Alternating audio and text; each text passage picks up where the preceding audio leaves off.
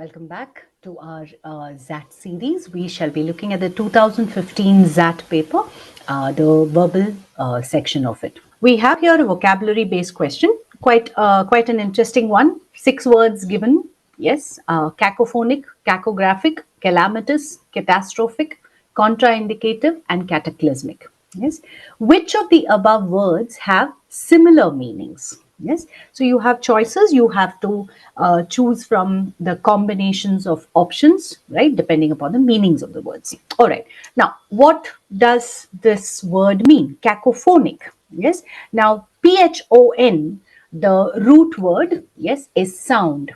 Okay, and cacophonous or cacophonic is harsh sounding. All right, then you have the word cacographic. Yes, so you can see that there's a common root there, caco, right, which means harsh or loud or a harsh mixture. Yes, so that's the idea. So in that case, or even bad for that matter. Yes, now graph on the other hand is to draw or to write. That is what the root word means. Yes, so cacographic is either bad spelling or bad handwriting.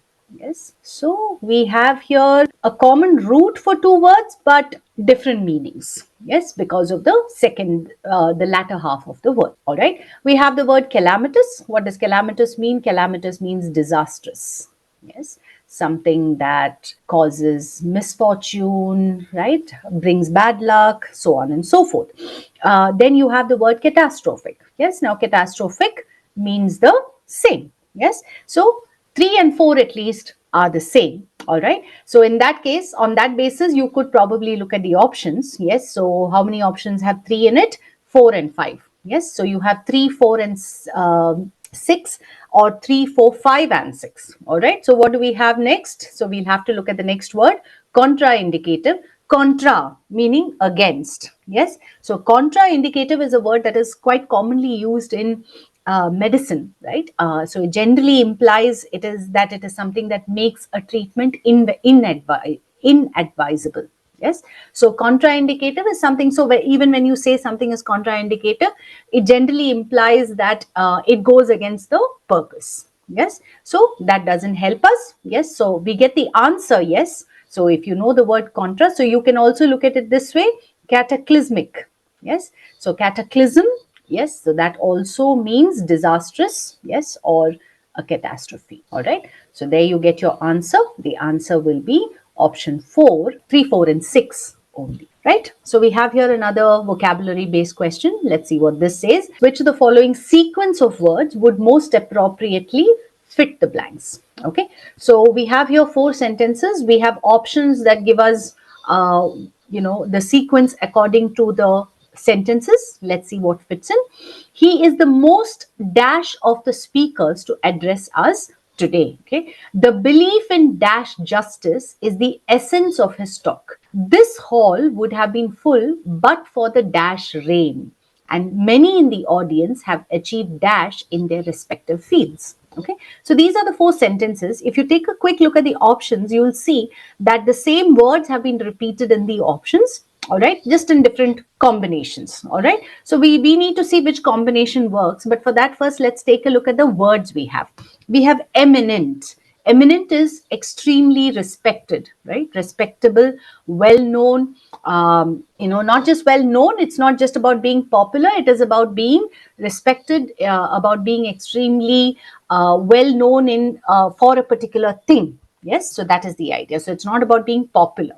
Okay, then you have the word imminent. Imminent is something that is just about to happen, right? Likely to happen in the near future. Yes, then you have imminent. Okay, the pronunciation is almost similar. This is imminent and that is imminent. Maybe when you say it quickly, it sounds almost the same. Yes, but there is a difference in the spelling. Yes, so you have IMMANENT. Now imminent is something that exists within or inherent. Yes, and then you have eminence, which is nothing but the noun form of the word eminent. Eminent is the adjective form, the descriptive form. Eminence is the quality. Okay, so that is what we're looking at. Yes, so he is the most dash of the speakers to address us today. Okay, so what is the kind of word we need there? He is the most dash of the speakers. Yes, so it is some sort of public platform, right? And a person is, there are many speakers who are addressing the audience. Yes, so he is most probably the most well known, right? Is the meaning you need there. Okay, so we can definitely rule out options 2 and 5. Okay, we are now left with 1, 3, and 4, which all have eminent in the first blank. There. The belief in dash justice is the essence of his talk. Okay, so the belief in dash justice. Now, the choices we have are imminent, imminent, and imminent, right? So it is not justice that is likely to happen, it is justice that is inherent, right? It is something that should be part of it, right? So the belief in justice, that should be part of whatever is thing. Like, there should be justice in whatever we do, whatever we say, right? That is the idea. So we can eliminate one more option. Okay, imminent justice. This hall would have been full but for the dash rain. Yes, so this hall would have been full except for the, if not for the dash rain. What rain? Rain that is likely to happen any minute, right? So we need the word imminent. Okay, so that doesn't help us because both options 3 and 4 have imminent in the third blank. So we look at the last sentence. Many in the audience have achieved dash in their respective fields. Okay, so if it is their respective fields, fields of study, fields of work, whatever it may be, so many in the audience have achieved, they have achieved something. You need a noun there, right? So is it eminence that they have achieved, or is it imminence that they have achieved? Imminence again is just the noun form of imminent. So something that is likely to happen, right? So the likelihood of something happening is what imminence would be. So that's not the word we are looking for. Therefore, it cannot be option 4, right? So our choice would be option 3. All right. We have here a parajumble or ordering of sentences type of question. Now, the first and last sentences are numbered 1 and 6. That means we already have the introductory and concluding sentences of the paragraph, right? What are we looking for? We are looking at P, Q, R, and S, which have been jumbled up. We need to look for the best sequence. Yes. So let's take a look at the sentences first. The world of cinema is indeed a strange one and baffles many a critic. Okay, so it's the world of cinema is the topic. Yes, if we are also bringing in the idea that it is a strange one and something that baffles is puzzles many a critic. But there are incorrigible optimists who see a bright future. Yes, is this a sentence that could go immediately after 1? Highly unlikely, right? Because it says it's a strange one. It doesn't say anything about, plus there is the but here, which implies a contradiction. Yes, so there's nothing in the first sentence that says that it's pessimistic, right? So we don't put P, we go on. The pundits still predict doom, okay, and they insist that it is the end of the road for cinema. Okay, at the temples of the box office, fortunes are made and unmade. Okay, fortunes here refers to luck, right? The entire destiny of a person, the entire life of a person. Yes, so if it's good fortune, then the fortunes are made, right? If fortunes are made, then it is a good life, right? On the other hand, if fortunes are unmade, a person could have everything but lose everything within with just the fate of a cinema, right? The fate of a movie. Okay, so the world of cinema, they say, its own attraction. Okay, so the world of cinema has its own attraction. Perhaps a positive outlook is not unwarranted.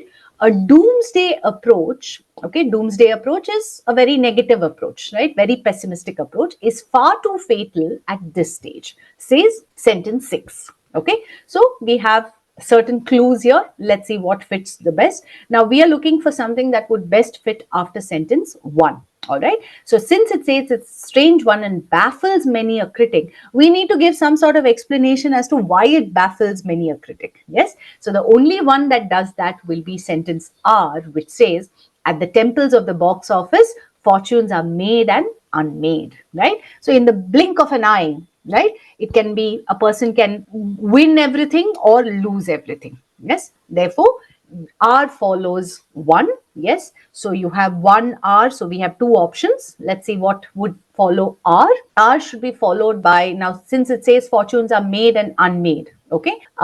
Now P says but there are optimists. So that means you first have to mention something opposite, right? So what mentions the opposite? Q. The pundits here are the experts, still predict doom and they insist that it is the end of the road for cinema. Okay. So R and Q. All right. So then we get our answer. The answer is option 3. Okay. RQ. This is followed by P, which says, but there are incorrigible, or incorrigible is people who don't give up, right? Optimists. So they, in whatever might happen, they remain optimistic and they see a bright future. Okay. Followed by S, which says the world of cinema has, they say. Who is the they? The people who, the optimists who see a bright future. So you get a direct connection between P and S. Yes. And perhaps a positive outlook is not unwarranted, meaning it is not completely without foundation. A doomsday approach is far too fatal. It is far too negative, right? It is far too definitive at this stage. Yes, so option 3 is the best choice. All right. Now here we have again another interesting question, a vocabulary based question, but there's a completely different twist. This definitely is more interesting. So this says, which of the following is not a term of disapproval?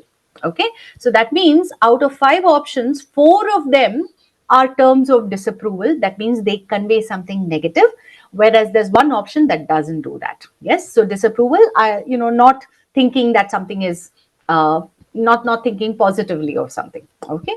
So what do we have? We have infantile. Yes. Infantile is childish. Okay.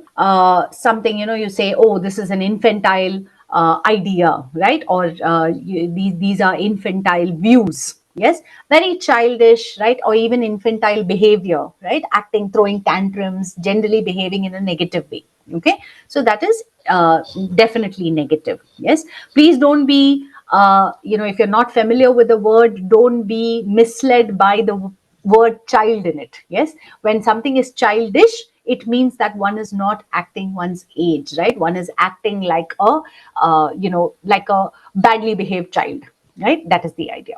Okay. Then you have the word charlatan. Okay. So who is a charlatan? A charlatan is a dupe. Okay. A dupe, a fraud. Okay. Someone who is out to cheat other people. Yes, that is a charlatan. Imbecile. An imbecile is a stupid person. Okay. One who says and does stupid things. Yes. So that also is a negative word. Then you have the word childlike. Okay. Please compare childlike with childish. Okay. Childlike is a positive word because it means like a child, innocent. Yes. So innocent, having all the good qualities of a child. Yes. So childlike is a positive word. Awful, of course, is a common enough word. Yes. So it means really bad. So that's definitely negative. So the only positive word we get here is option 4. Okay. We have here another para-jumble question. Yes, so different from the previous one. The previous one had the first and the last sentences fixed. Here we have 5 sentences that have all been jumbled up and we have to put them in order. Okay, so let's take a quick look at the sentences, see if we can find an introductory sentence, a concluding sentence. It is certainly true that the critics, those persons whom the dictionary describes as skilled in judging the qualities or merits of some class of things, especially of literary or artistic work, have long harbored murderous thoughts. Okay, critics have harbored, that means they have nourished, yes, they have murderous thoughts about the conditions of drama, okay, the conditions of drama, but their ineffectuality, yes, ineffectuality is they are not effective, they are not efficient, yes, as public executioners. Okay, public executioners is, basically somebody who kills, yes, somebody who's in charge of killing somebody who's been given a death sentence, yes, and when it is done publicly, then they become public executioners. Now critics are obviously people who are criticizing and actually technically analyzing, evaluating movies or books, etc., works of art. Yes, so here we're talking about drama. Yes, so critics have harbored murderous thoughts about the conditions of drama, but their ineffectuality as public executioners is legendary, meaning it is quite well known that they are not very effective as public executioners. Yes, so maybe their opinion doesn't carry weight. Yes, we don't know. Let's see what the other sentences say. But not close enough. Okay, so this definitely can't be a starting sentence, but not close enough. It would seem for this marriage, okay, so again, this marriage constitutes the case of an absolute desire encountering a relative compliance. Okay, so there's an absolute desire, no two ways about it, encountering, coming into contact with a relative compliance, meaning according to the situation, it could change, it could agree with something or the other, right? So we don't know what this is talking about. Then the reviewers, by contrast, so again, this is unlikely to be the introductory sentence. Yes, so come by contrast, come close to being the most loyal and effective allies. Okay, so there's a mention of critics and there's a mention of reviewers. Yes, there's also by contrast, right? So we are slowly building up a picture of what the paragraph is about. Okay, but let's see where we can find an effective introductory sentence. Okay, the most loyal and effective allies, or we're looking for pairs or groups of 3 sentences. Perhaps the greatest irony, okay, perhaps the greatest irony in a situation bursting with ironies is the reiterated idea. Reiterated is repeated idea that the critics are killing the theatre. Okay, so there's the reiterated idea, oft repeated idea that the critics are killing the theatre. Maybe this could be a good starting sentence. Yes, so let's see. We all know that when theatre people or members of the public refer to the critics, they nearly always mean the reviewers. Okay, so here we have definitely 2 groups of people. So far, definitely the best starting sentence here is sentence 4, because that's the only one that sort of seems to give us a context. Yes, so if you're starting with sentence 4, we have 2 options. Let's see whether sentence 5 or sentence 1 should follow sentence 4. So perhaps the greatest irony in a situation bursting with ironies is the reiterated idea that the critics are killing the theatre. Okay, so that is what does sentence 1 say. It is certainly true that the critics have long harbored murderous thoughts, but the first sentence is saying that it's a reiterated idea that the critics are killing the theatre. Okay, so while yes, we know that they have harbored this thing, but then it is going on to say their ineffectuality as public executioners is legendary, right? So we also bring in the idea of the reviewers before we go on to that idea. Okay, so we say we all know that when theatre people or members of the public refer to the critics, they nearly always mean the reviewers, followed by 1, which is then saying, that how are the critics killing the theatre? They have long harbored murderous thoughts. Yes, followed by sentence 3, which says the reviewers by contrast, right? So the reviewers have already been introduced. Yes, at this point, we cannot introduce the reviewers. So they've been introduced. We go on to give a contrast because the critics have harbored murderous thoughts. The reviewers, on the other hand, come close to being the most loyal and effective allies. Yes, so the contrast or the contradiction is also brought about, but not close enough, it would seem, for this marriage constitutes the case of an absolute desire encountering a relative compliance. So sentence 2 makes for a good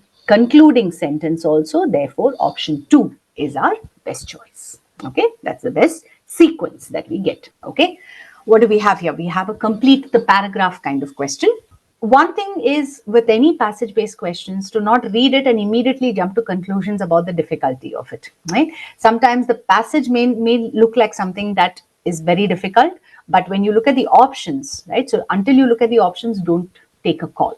Okay, so in the traditions of many religions throughout the world, including Judeo-Christian beliefs, there has long been a sustained belief that the universe as we know it today did not exist forever in the past, and that there was a spontaneous act. Okay, so there's long been a sustained belief, meaning this is something that has existed for a long time, this particular belief, right? That the universe as we know it today did not exist forever, and that there was a spontaneous act which gave birth to all that has been and all that will be.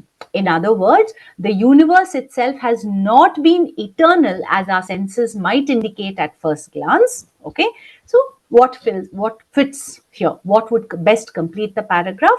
The first option says, but has a limited lifespan after its creation. Yes, isn't that what the whole passage is leading up to, right? The second sentence, in fact, sort of sums up what the first sentence says. Yes, so there's been a belief that, the universe did not exist forever. There was some sort of spontaneous act which gave birth to everything. So basically, the universe has not been eternal, but has had a limited lifespan after its creation. Yes, so option 1 is actually the answer. Okay, let's look at the others. But our senses, yes, gave us the right knowledge. What does this have to do with the with how long the universe has existed? Right, this has nothing to do with how long the universe has existed.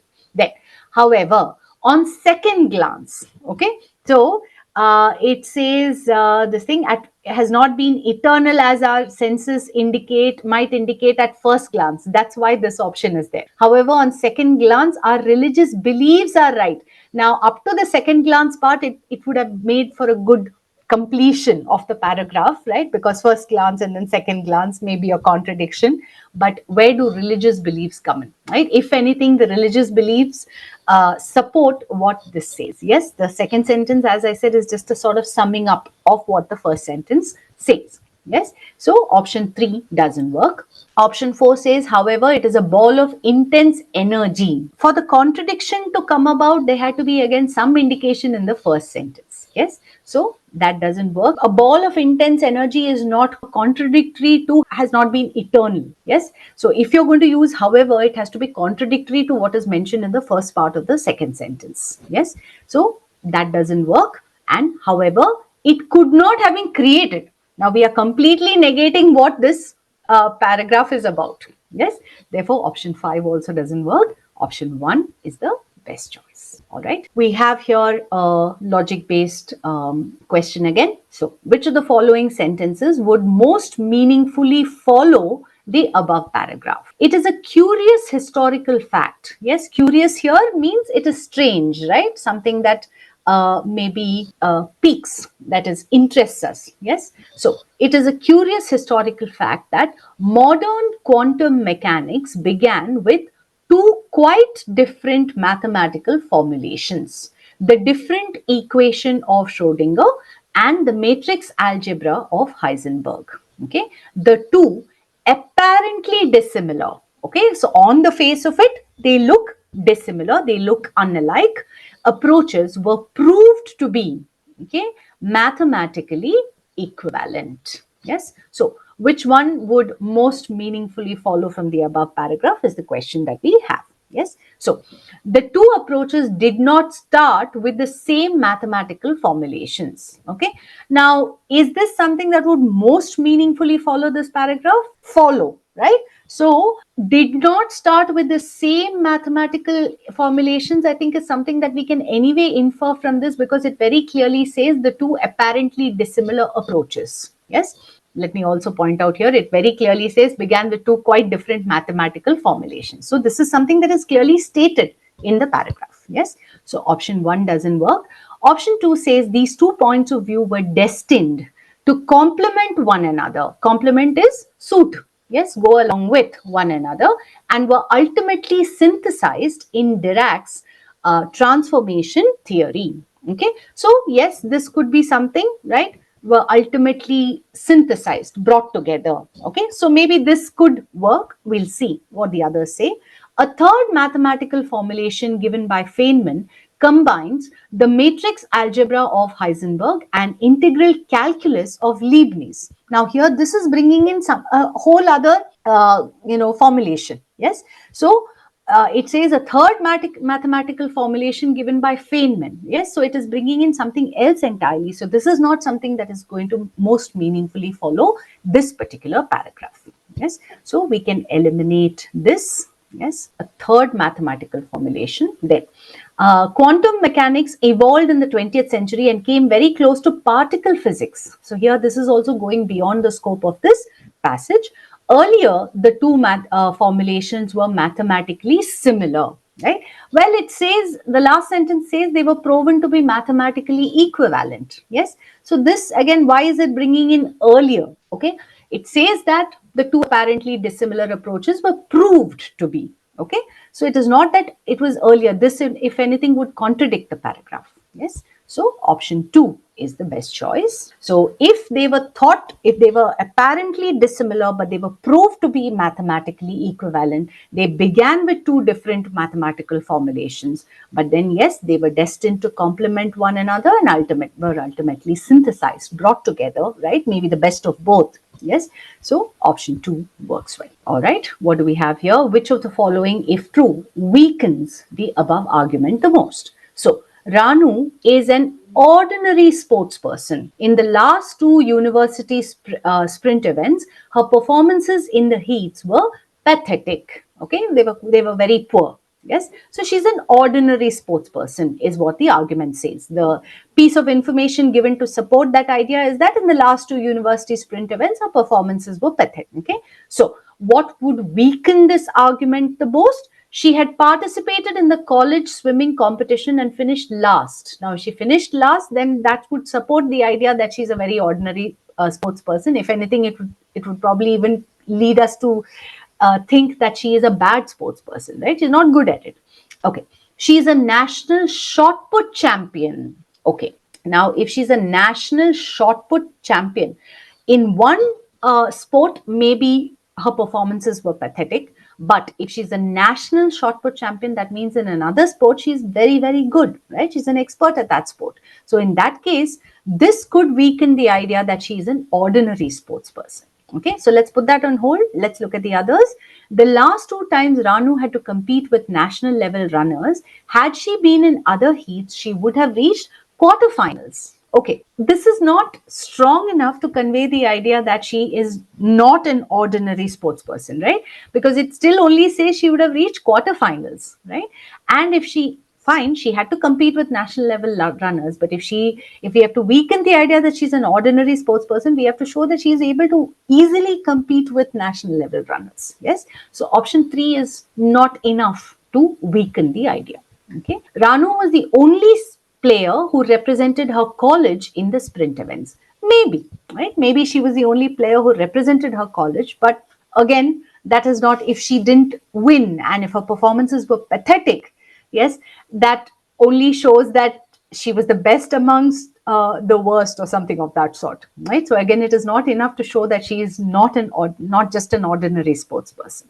So option 4 is also out. In the college sprint events, Ranu always won. Maybe, right? But is that enough to tell us that she is not an ordinary sports person? No, right? Because, well, her performances were pathetic. Yes. So in order to negate the idea that her performances in the sprint events were pathetic, but she is still not just an ordinary sports person, is what we want to convey. Yes, so that is done only by option 2. Okay, so that's our best choice. All right, yes, let's take a look at this question. Identify the correct sequence of words that would most aptly fit the blanks in the following passage. So we have here another vocabulary based question. All right. So if you take a look at the words, the ones in the blank, right? Of course, always a good idea to start with the sentence. But here, if you look at the words in the blanks, you'll see again that we have more or less the same words. Yes. So we'll come to the words. We'll start with the sentence. It is dash that the accused. Okay, so we have here a clue.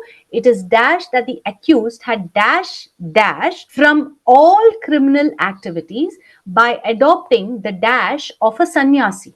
Okay, so it is dash that the accused had dash from all criminal activities by adopting the dash of a sannyasi. Okay, however, so we have a contradiction. Despite repeated requests from the counsel for prosecution, the court has dash a lie detector to ascertain the truth. Okay, so the court has dash a lie detector to ascertain the truth. However, so there is a contradiction. Let's see what we get for the first blank. It is dash that the accused. Okay, so we have the choice of inferred and implied. Okay, now when you say, so what is the infer and imply? You could say are on two sides of the same coin. Okay, infer is when I understand something from what the person in front of me has said. Imply is when I say something and convey a hidden meaning, right, or an unsaid idea. Okay, so that is imply. So here, when we say it is dash that the accused inferred by whom? We would have to mention inferred by whom, right? So inferred doesn't fit into the first blank. Okay, so that helps us actually. So if you know the difference between the meanings of inferred and implied, then actually you straight away get rid of 3 options. Now we are left with implied. Okay, so it is implied that the accused had faked or feigned. So those are the 2 options we have between options 3 and 4. Okay, so faked dash from all. Now for the third blank, it is the same in both options 3 and 4, separation. So faked separation from all criminal activities or feigned separation from all criminal activities, it should be faked, right? Feigning is more in the sense of, when you say it is feigned, you say that it is not genuine or real, right? The meaning as such of faked and feigned is the same, but the usage is different. Here, the idea is that the accused had done something, right? Meaning the accused had tried to show, right? So that is the meaning that we want. Feigned, on the other hand, would be more in the sense of an adjective which says that it is not genuine or real, right? So had faked, we need a verb, separation from all criminal activities by adopting the demeanor. Demeanor is appearance, the outwardly mannerisms, behavior, right, of a sannyasi. However, despite repeated requests from the counsel for prosecution, the court has, now this is where actually, even if you get confused, if you're not quite able to decide between faked and feigned, you can definitely decide between proscribed and prescribed, right? So the idea is, it is, it could be understood, right? It is implied. It is sort of, the idea is conveyed that the accused had, he hadn't actually separated himself from all the criminal activities. He was just faking it, right? Faking the idea that he had separated himself from criminal activities by adopting the demeanor, right? Outwardly, he behaved as if he was a sannyasi, right? However, so the prosecution kept asking for a lie detector test to find out the truth, to ascertain the truth.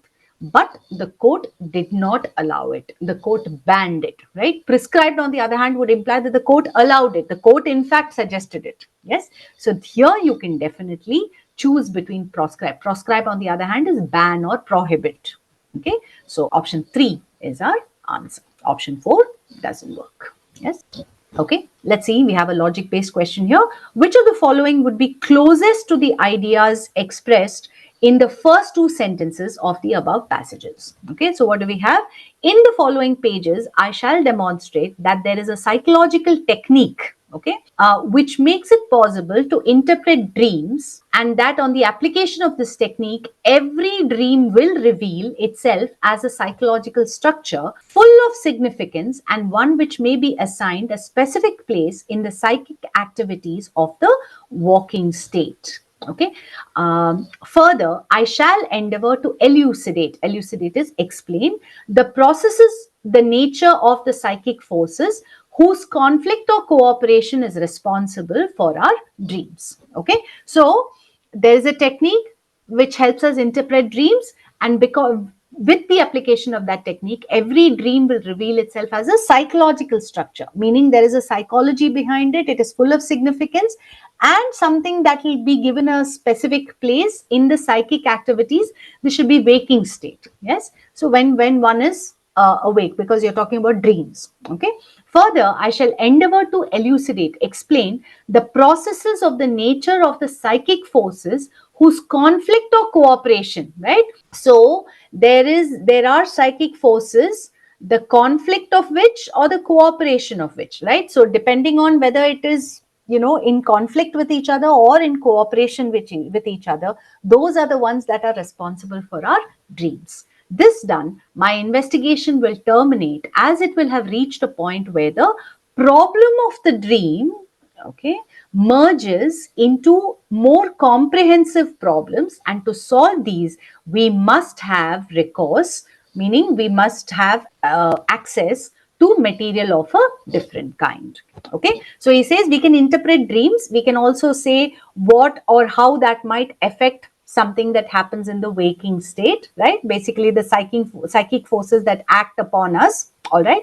He says once that is done, my investigation ends because it would have reached a point where the problem of the dream merges into more comprehensive, understandable physical problems. Yes. So Which one would be closest to the ideas expressed in this? It says overt causes can have only overt effects. No, right? This very clearly says there are psychic forces at play. Okay, overt causes can only have covert. No, have only covert effects. We don't know. Covert effects, which are the psychic effects, are discussed, but is it only those? We don't know, right? Covert effects have only, again, same thing, right? It doesn't say that they have only covert causes. Covert is, hidden, secret. Overt is open. All right. You can't judge a book by its cover. It's a little too vague for this particular passage, right? It's not about judging. It is more about knowing what forces are at play, right? Especially what causes dreams and how that then turns into or combines with more comprehensive problems. Yes. So option 5 is the best choice, which tells us overt effects, the ones that are evident, comprehensive, yes, effects can have covert causes, which are our dreams, our psychic activities, etc., etc. All right.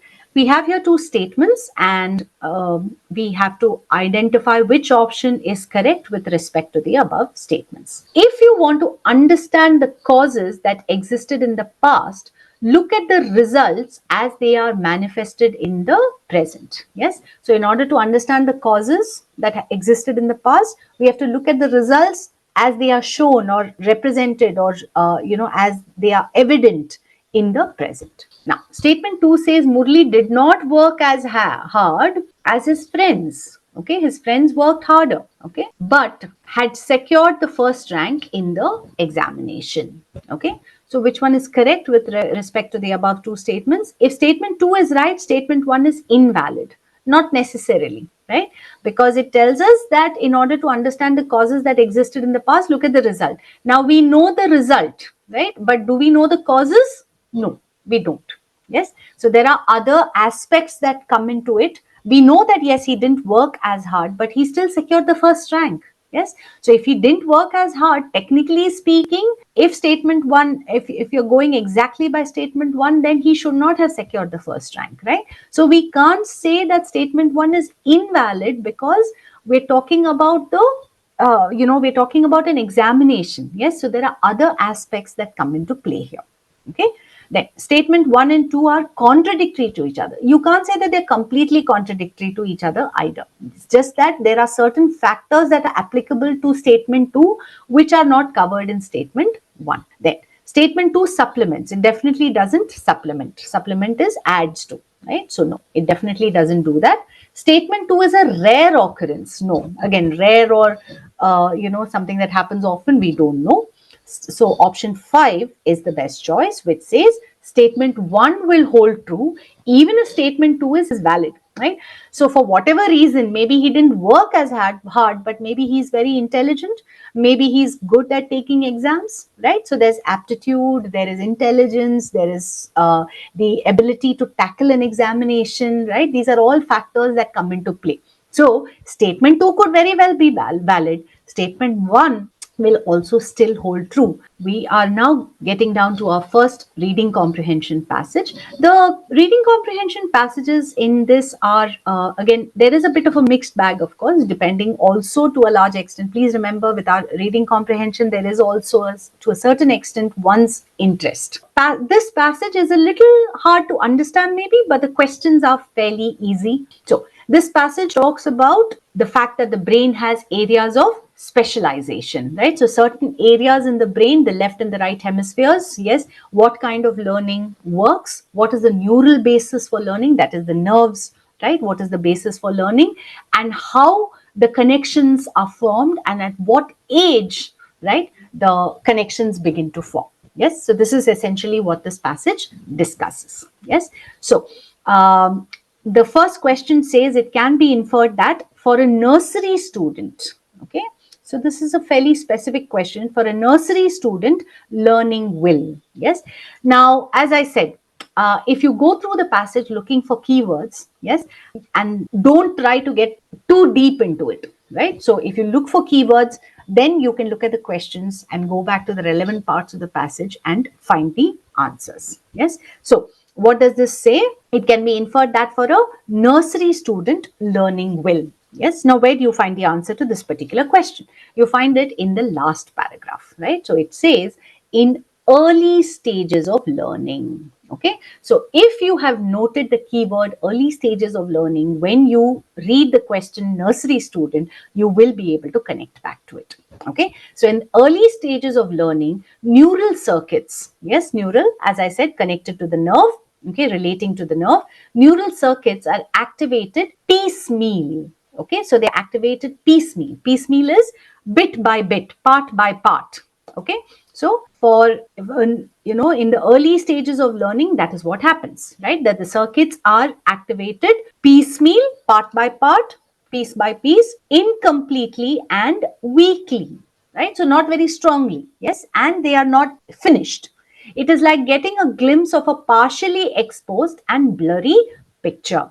With more experience, practice, and exposure, the picture becomes clearer and more detailed. As the exposure is repeated, okay, as the exposure is repeated, less input is needed to activate the entire network. Okay, so this is where we get our answer from. So for a nursery student, how will learning take place? It will comprise piecemeal ideas and disconnected concepts. Yes, this seems to go along with what the passage is telling us. But let's look at the other options. Be a pleasant experience due to the formation of improved connections among neurons. No, they're not. It's not yet improved in for a nursery student because it's the early stages of learning, and there is nothing in the passage that tells us whether it is a pleasant or unpleasant experience. Okay, we only know it is piecemeal, incomplete, and weak. Lead to complex behavior due to formation of new connections among neurons is way beyond the scope of this passage. Be better if discrete subjects, discrete is separate, subjects are taught than a mix of subjects. Again, we don't know because we know that it is taught piece by piece. So if we are teaching different subjects, yes, that may actually end up confusing the person worse. Yes, be a happy experience. So this is again similar to pleasant. There is nothing in the passage in this particular line, right, which is what we are referring to in order to look at the inference for a nursery student. Yes, therefore option 1 is the best choice. Okay, we have another question that says read the following statements and answer the question that follows. Yes, what's the question? Which of the above statements are consistent with ideas expressed in the passage? Okay, so we're looking for statements that go along with the ideas in the passage. Now, the two hemispheres of the brain are responsible for learning autonomously. Okay, now does this fit? Well, what does the first paragraph tell us? That's where you like it. You'll find this. The understanding of that the brain has areas of specialization has brought with it the tendency to teach in ways that reflect these specialized functions. For example, research concerning the specialized functions of the left and right hemispheres has led to left and right teaching, hemisphere teaching. Recent research suggests that such an approach neither reflects how the brain learns nor how it functions once learning has occurred. To the contrary, in most higher vertebrates, brain systems interact together as a whole brain with the external world. So this very clearly negates option, or rather statement 1. Okay, so they are not responsible for learning autonomously. The author says that recent research shows that they work together. Simultaneous activation of circuits can take place in different areas of the brain. Yes, this is actually a statement that you do find in the passage. You'll find it at the end of the second paragraph, right? So it says here that this evidence also indicates that learning creates connections between not only adjacent is placed side by side neurons, but also between distant neurons, and that connections are made from simple circuits to complex ones and from complex to simple ones. Yes, so it can simultaneous activation can take place in different areas. Yes, then there are specific regions of the brain associated with sight, touch, and smell. You will find in the third paragraph, which says, as connections are formed among adjacent neurons to form circuits, connections also begin to form with neurons in other regions of the brain. So this again supports the idea that simultaneous activation of circuits takes place that are associated with visual, tactile, and even olfactory information related to the sound of the word. Meaning is attributed to sounds of words because of these connections. Yes, so there are specific brains associated with these. Okay, so we get statement 2, we get statement 3. Statement 4 says the brain receives inputs from multiple external sources. Yes, no, this is not something that the author says. It doesn't say multiple external sources, right? This is talking about the passage is talking about the activation of different parts of the brain and how they all interact together and how the neural connections are formed.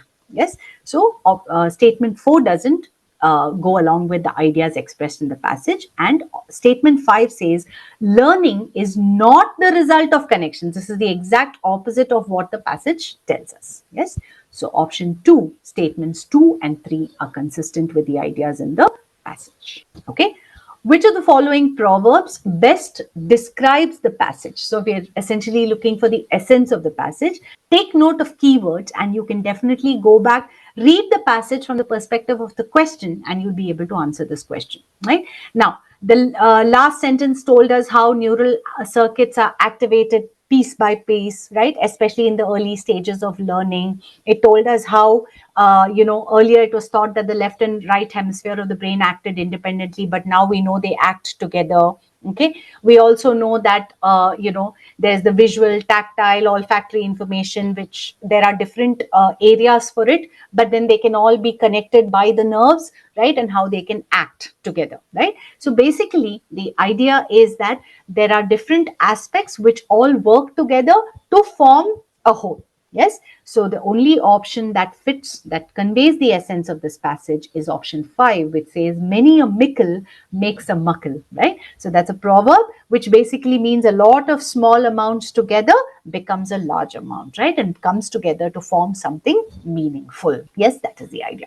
So when student is ready, the master appears it means that when one is ready to learn, right? When one is open to learning, ways of learning are open to us. Yes, child is the father of man, right? Meaning there is the evolution, there is the growth, right? You see the potential. Yes, all's well that ends well, I don't think needs to be explained. You can't teach an old dog new tricks, right? Meaning when a person is very stuck in his ways, yes, then it is not possible to teach that person new things. Then we have one more question based on this passage. A father and son aged 60 and 25 respectively have been learning paragliding for quite some time. Okay, based on the passage, which of the following would be true?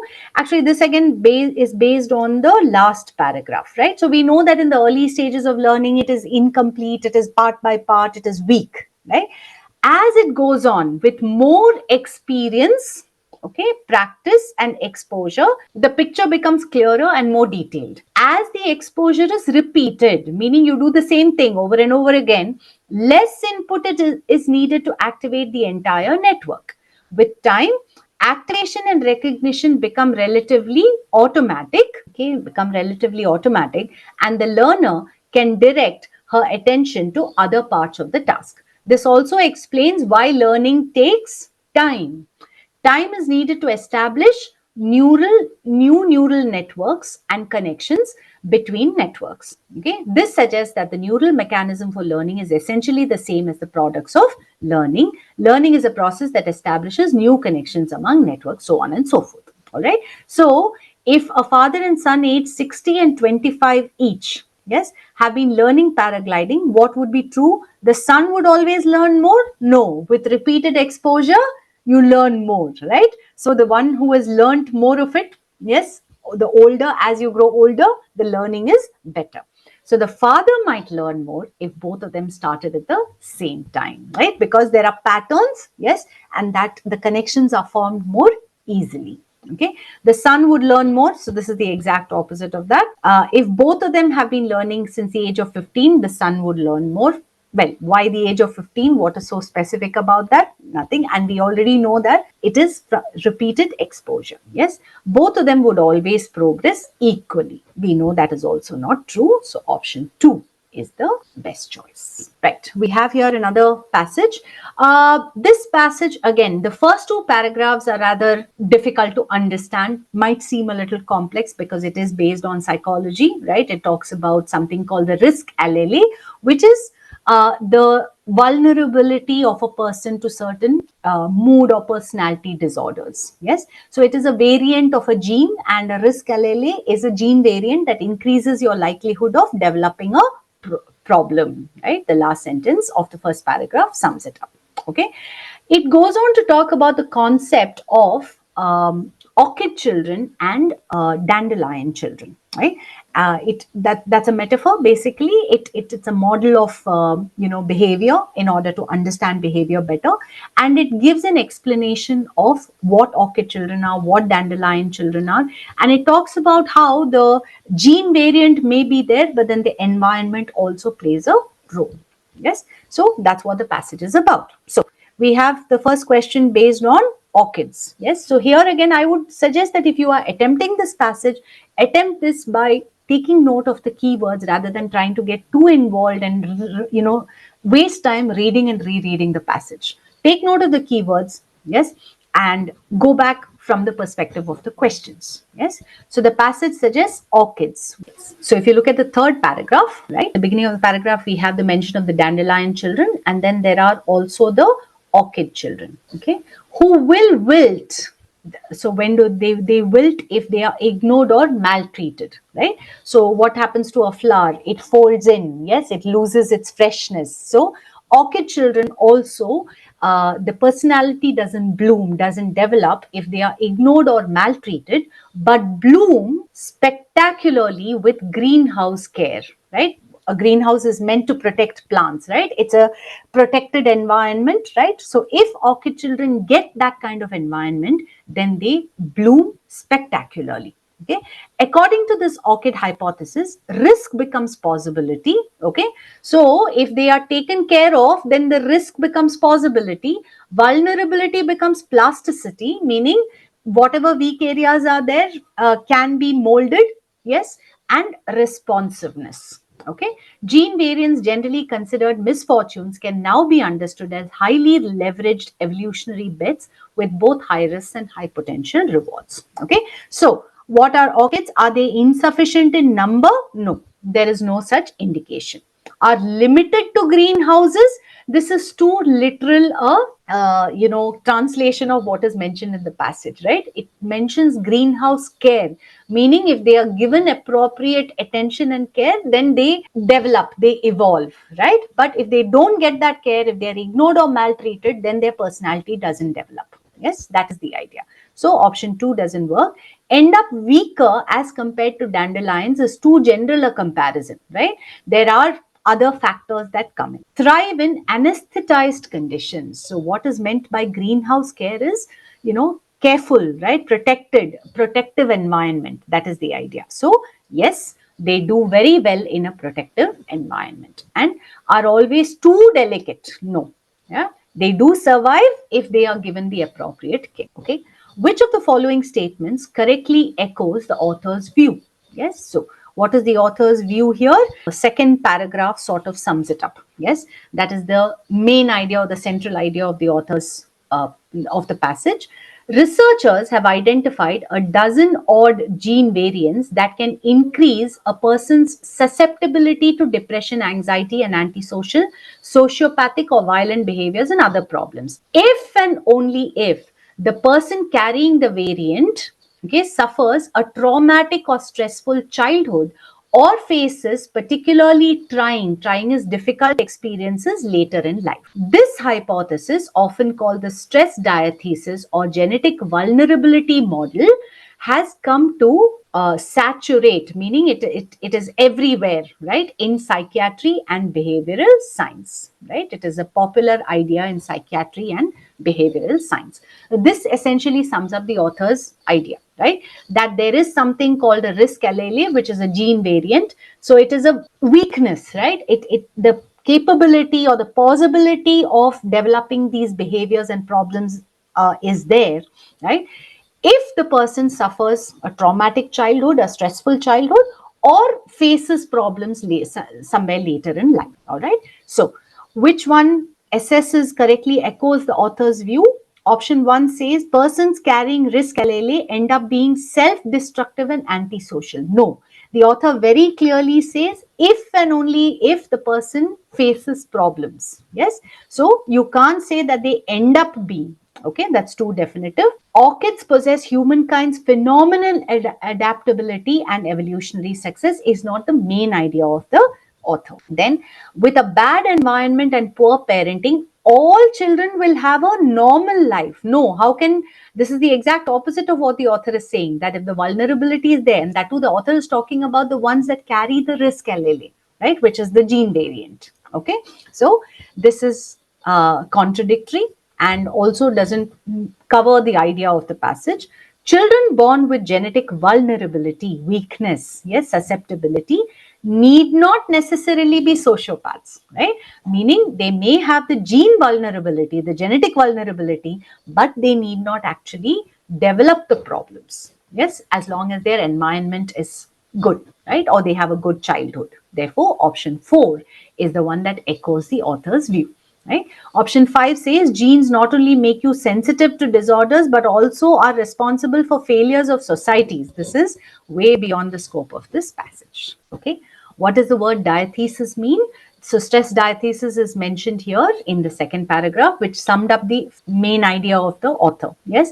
So diathesis refers to a tendency to suffer from a particular medical condition. Yes. So a stress diathesis in this context, the closest we get is option 1, susceptible disease. Yes, prone to, right? Getting the idea of being prone or having a tendency to develop some disease. Yes, the others are all beyond the scope of this passage. Okay, now we have here a scenario. Mr. Good and Mr. Evil were batchmates during college. Okay, that means they were peers. 5 years after graduating, Mr. Evil was put behind bars for financial fraud while Mr. Good was running a successful NGO working for orphans. Mr. Good was raised in a protective environment. Okay. Mr. Good was raised in a protective environment while Mr. Evil was a self-made man. Okay. Now we know about the environments of both the people. We know about the actions of both the people 5 years after they were in a similar environment, right? And we also know the environment in which they grew up. Okay. So based on the above information, which of the following statements is definitely correct? Yes. Now, according to the author, what are the two things that are required? One is the environment. Yes, because it says, if and only if in the second paragraph. Yes, if and only if the person carrying the variant suffers a traumatic or stressful childhood or faces particularly trying experiences later in life. So traumatic childhood, stressful experiences later in life are the environment. Yes. Now, the person carrying the variant, so there is the gene factor also. All right. We do not get the genetic factor from this particular example. Yes. So let's keep that in mind. Option 1 says it can be concluded that Mr. Evil is a dandelion, but nothing can be concluded about Mr. Good. No, we don't know whether Mr. Evil is a dandelion or not, right? Because dandelion children they are considered normal or healthy children with resilient genes. We don't know about the genetic factor. Yes. Therefore, option 1 can be ruled out. Yes. Now, option 2 says it can be concluded that Mr. Gene is an orchid. Who is an orchid? An orchid child is one who wilts if ignored. Right. But again, what do we know about the genetic factor? Nothing. Right. So the genetic factor is also something that needs to be included. Then it says it can be concluded that Mr. Good is a dandelion. So this says the same thing, right? So that can be ruled out. And then you have option 4, which says it can be concluded that both Mr. Good and Mr. Evil are orchid. They can't. Therefore, option 5, it is not possible to conclude about children typology of the two batchmates, because for the typology, we need both the gene and the environment. Okay. We have here another passage. This is actually an excerpt from a very famous novel, right? So the passage itself is rather philosophical in tone. Okay, the tone is very, very important in this particular passage. So if you enjoy reading novels, if you enjoy identifying, the underlying tones, the attitude, the opinion, right, then this is something that you should definitely attempt. So alone. He was alone again condemned to silence, again face to face with nothingness, it says, right? So what is the context here?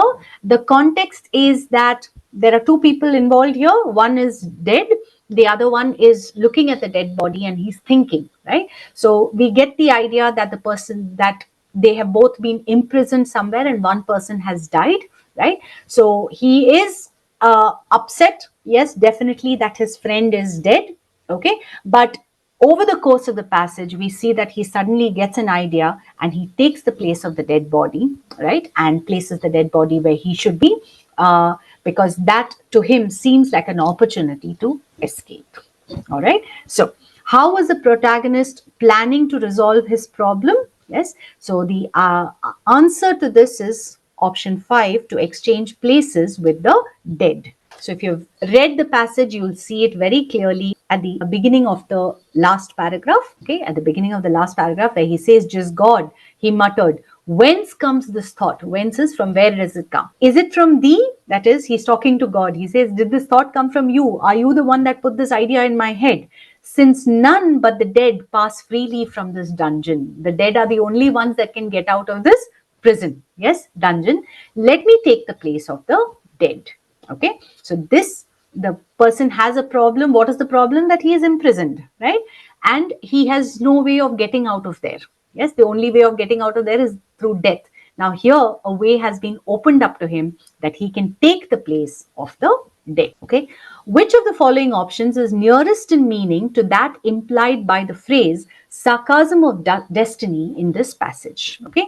So the sarcasm of destiny is mentioned in the third paragraph. Let's go through that paragraph. Die? Oh no, he exclaimed. Not die now, after having lived and suffered so long and so much. Die? Yes, had I died years ago, but now to die would be indeed to give away to the sarcasm of destiny. No, I want to live. I shall struggle to the very last, and I will yet win back the happiness of which I have been deprived. Before I die, I must not forget that I have my executioners to punish, and perhaps to, who knows, some friends to reward.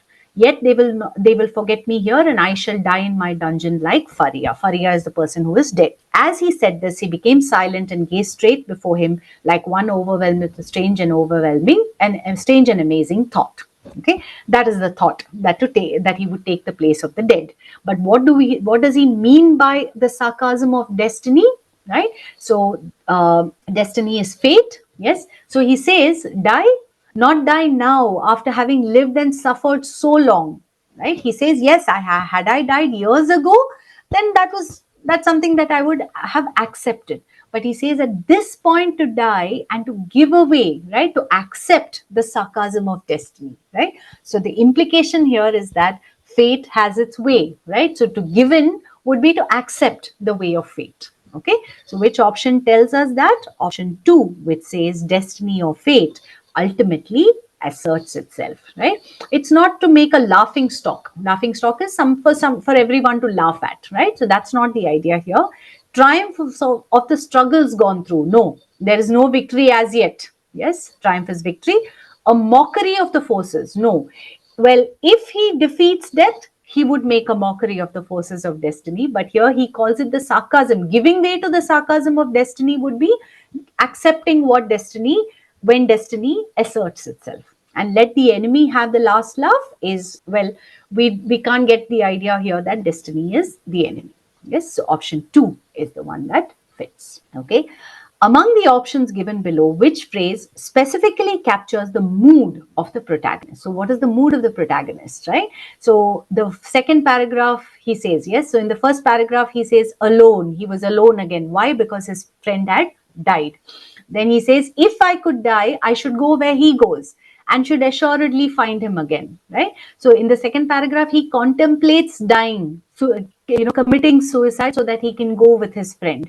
But that's when he thinks, no, why should I give in to the sarcasm of destiny, right? At this point, when I have struggled so much, right? I have lived in this prison. If I had died years ago when I was condemned to prison, that would have been one thing. But now, after I have lived and struggled for so long, I don't want to die. right? So that's the idea. And that's when in the last paragraph, he gets the idea that he should take the place of Faria, because the only way out of that dungeon is through death.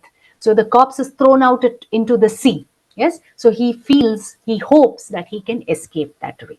All right. So he goes from despair, where he's completely, he's very upset. He's completely in despair. He's lost the only friend he had. He's stuck in prison with no way out. And from there, he suddenly gets an idea of how to escape.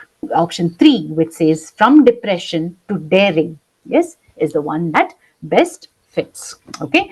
Option 4, darkness to light, might seem like a possibility, but since we have a more specific option, option 3 is better than option 4. Okay, let's see what we have here. Yes, which of the above related words on the right hand side are correctly matched with the words on the left hand side? Yes, so we have the words. So these are all words that have been taken, certain words that have been taken from the passage. Yes, so let's look at the words in the first column first. Counterpane. A counterpane is a sort of sheet which is laid on the bed. Yes. So that is the connection, right? We have a connection between counterpane and bed. Okay. The next word we have is dungeon. Dungeon is prison. Yes. So in prison, what do we have? We have cells. Yes. So the second one can be connected to D, which is a cell. Okay. Guillotine. A guillotine is a machine which was used to behead people, cut off the heads of people, right? So that would be execution. All right. And shroud. A shroud is a cloth cover which is made, right? The dead body is put into that and it is stitched up so that the body doesn't fall out. Yes. So that is known as a shroud, and that is associated with burial. All right. So one is B. All right. So one is B. So we have two options. Dungeon is associated. 2 is D. Okay. So there we have our answer. The answer is option 1. We have here a shorter passage. Yes. And 2 questions based on that. Let's see what we have. This passage talks about brainstorming. Okay. So creative thinking can be used by management teams to produce actions that will potentially increase innovation and identify opportunities. Okay, so we're talking about creative thinking. Yes, so that can be used in order to increase innovation and identify opportunities. Brainstorming is one technique, okay, that can enhance creativity. All right, brainstorming is usually regarded as a method to be used with groups of people, right? So it is generally regarded as a method to be used with groups of people. Although it can be employed with individuals, the benefit of involving a group is that one person's idea can help to stimulate even more ideas by other group members. Okay. Underlying brainstorm is the idea that people's creativity is restricted because they tend to reject ideas at too early a stage. This can be because they may be imposing imaginary constraints on a problem or making false assumptions. Alternatively, they may be unable to see a problem from multiple perspectives, or they may be stereotyping problems and possible solutions and hence failing to see their wider potential. Involvement of people with different perspectives enriches the idea generation. Okay, so the second paragraph essentially talks about the problems with brainstorming, meaning what could lead to brainstorming. So underlying brainstorm is the idea that people's creativity is restricted. Why? Because there are various reasons given for why people's creativity is restricted. Yes. So let's see what we get, what questions we have. Pick the option that best captures the relationship between the 2 paragraphs above. Okay. The first paragraph describes a technique. Okay. Creative thinking, brainstorming. The second is an example that supports it. No, right? It is not an example that supports it because it gives a further explanation or description of brainstorming. Yes. So that it's not an example. The first paragraph describes a process. Okay. The second paragraph contradicts. No, it doesn't contradict the description. The first paragraph describes a technique. Yes. The first part of the second paragraph contradicts it. Okay. And the second part of the second paragraph makes untested claims. So you can definitely eliminate option 3 because there are no tested or untested claims that are made. Yes. So in the first paragraph, the author conveys the understanding of a subject And in the second paragraph, the author complements the first. I would say the second part of option 4 might still fit, but the understanding of a subject does not describe the first paragraph. Yes. So the answer is option 5, which says in the first paragraph, the author describes a technique. Yes, because brainstorming, creative thinking.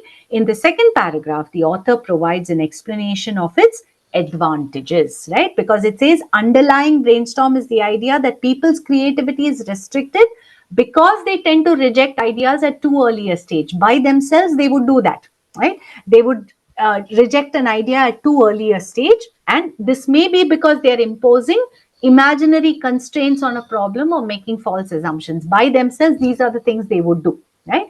They may not be able to see a problem from multiple perspectives. You may have tunnel vision. Yes. So when brainstorming comes in, all of these problems can be eliminated. Yes. So it's an explanation of the advantages of brainstorm. Okay. Which of the following options would be closest to the main argument in the second paragraph above? Right. So this is actually a parallel reasoning kind of question. Based on the idea in the paragraph, which of these would fit in with it? So what does the paragraph tell us? It tells us it explains the advantages of brainstorming, right? It tells us the problems that may arise when a person is trying to when individuals are trying to think creatively by themselves, right?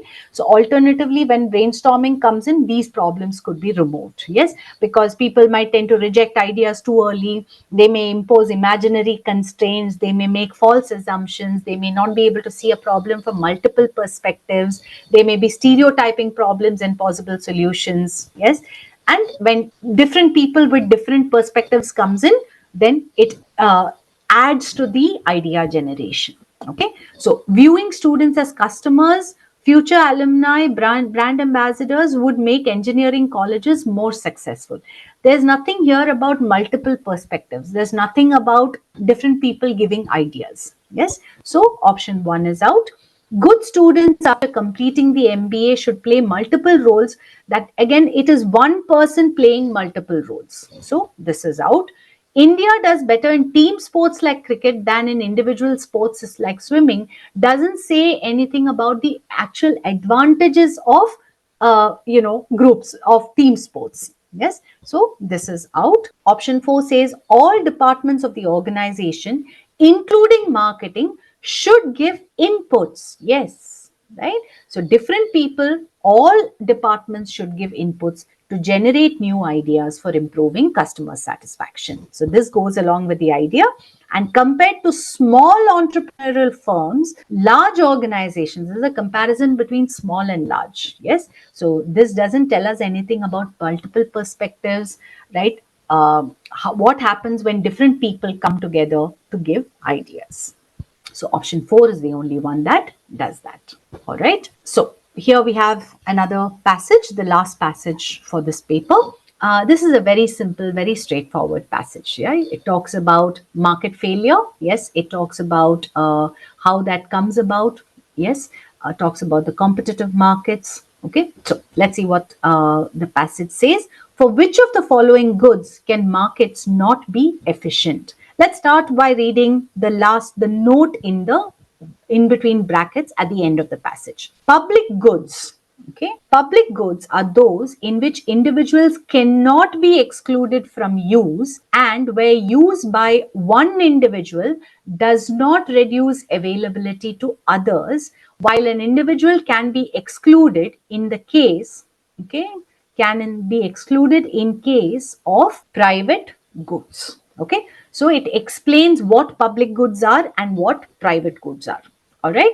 Now, it also says over here, however, markets fail, okay, for pure public goods and public intervention is thus needed. Okay. In this case, the mechanisms used for those collective decisions must solve the incentive problem of acquiring the private information that agents have about their references for public goods. Okay. So, what is the question? For which of the following goods can markets not be efficient? All right. So, in that case, what do we have? We have packaged water. Okay. Now, in the case of packaged water, yes, they can be private goods, right? There are certain people who can be excluded from use of packaged water, right? Therefore, it doesn't work. Then electricity supply at home, same thing, right? There can be certain people who are excluded as such. It can be, and we know that markets fail for pure public goods. Yes, so electricity supply at home is not something that is a pure public good. Then air. Air, yes, is something in which individuals cannot be excluded from use and where use by one individual does not reduce availability to others. Yes, so this is one example for which markets cannot be efficient.